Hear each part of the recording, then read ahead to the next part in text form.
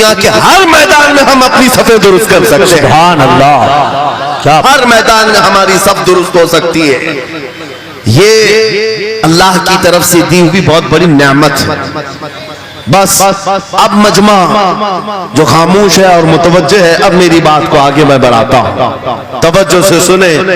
قرآنی علوم کے متعلق آپ کے سامنے چند باتیں رکھوں گا، اس لیے کہ مجھے کہا گیا بڑا پڑھا لکھا مجمع ہے، اور مسلمان کے لیے پڑھا لکھا ہونا بہت لازم ہے، اس لیے کہ جہالت اسلام کا اپوزٹ ہے.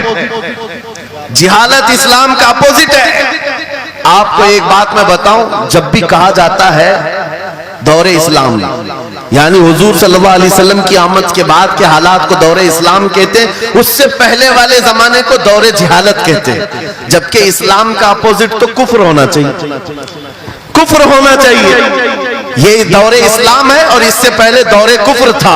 نہیں، دور اسلام سے پہلے والے دور کو دور جہالت کہتے ہیں، اس لیے کہ بتانا ہے اسلام اور جہالت دو اپوزٹ چیزیں ہیں، دو اپوزٹ چیزیں ہیں. جاہل ہو اور مسلمان ہو اسے زیب نہیں دیتا.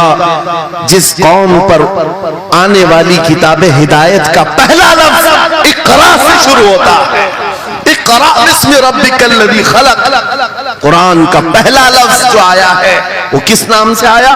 پڑھو اپنے رب کے نام سے، پڑھو اپنے رب کے نام سے. اور علم نہیں ہے تو کچھ نہیں ہے تمہارے پاس. امام غزالی تو فرماتے الناس کلہم موتا الا العلماء، یہ سارے انسان مردہ ہیں، زندہ اگر کوئی ہے تو علم والا ہے، علم والا زندہ ہے. اور جہالت کی تاریکیوں میں بھٹکنے والے کی مثال ایسی ہی ہے جیسے اندھیری کوٹھری میں بیٹھا ہوا ہے، کہیں روشنی کا آنے کا انتظام نہیں، اس کے سامنے حلوہ رکھو کہ گوبر رکھو، دونوں برابر ہے. جاہل آدمی کے لیے ایسا ہی ہے، کبھی اس کا ہاتھ اس میں پڑے گا، کبھی اس کا ہاتھ اس میں پڑے گا. جب نظر نہیں آ رہا ہے تو حلوہ کو گوبر سمجھ کر کھا لے گا، اور کبھی گوبر کو حلوہ سمجھ کے کھا لے گا. غلاظت اس کے لیے برابر ہو جائے گی.